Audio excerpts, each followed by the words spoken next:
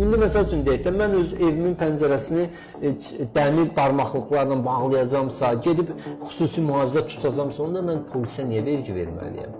Yəni, əgər bizim təhlükəsizliyimiz sərhədlərin bağlı qalmasından asılıdırsa, onda biz DTX-nı, Dövlət Təhlükəsizlik Xidmətinin, sərhəd qoşunlarını, xarici kəşfiyyatı, digər daxil qoşunlarını niyə saxlayırıq dövlət olaraq? Düzdür ya, yox. Bu məsələlər artıq həllini tapmalıdır.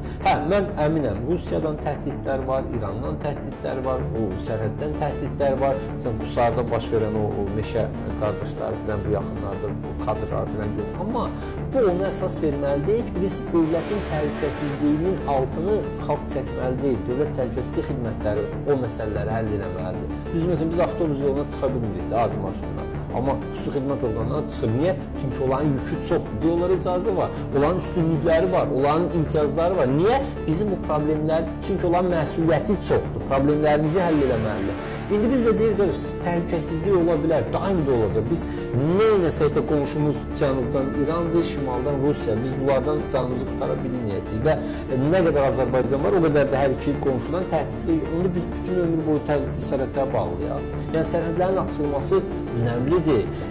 Nisbətən tutaq ki, iqtisadi sahədə islahatların aparılması məcburidir. Bank sistemində faiz dərəcələrinin aşağı salınması önəmlidir. Qiymətlərə nəzarət edilməsi önəmlidir. Bizim 20 manat aldığımız yağın kilosu 28 manat, 27 manat minimum. Dövlət gömrüyündən keçir 8 manat, 7 manat.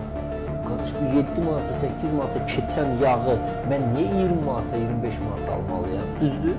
Və yaxud da ki, necə olur ki, eyni yağ Gürcüstana da gəlir, bizə də gəlir, Ermənistana da gəlir.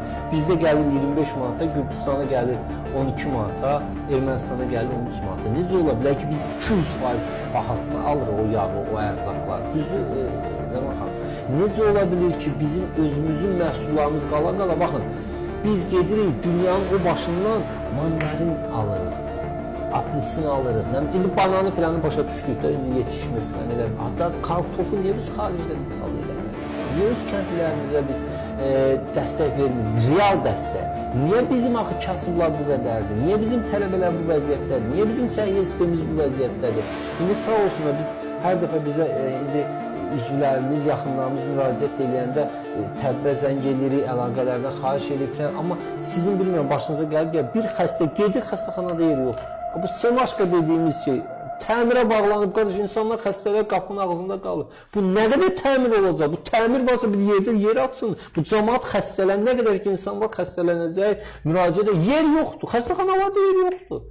Hamı get özələ, qardaş, özəldə qiymətlərdən xəbəriniz var. Bir həkim qəbulu 60 manatdan başlayır. Həkim salam əleykum. İndi 80 manata qaldırıblar. Ötən gün yoldaşım getmişdi, diaqnostika 80 manat. Salam həkim necəsi 80 manat. Həkimin kabinetdəysən dostunam, girin bir salam verim, yoxdur, buradan çıxal sonra.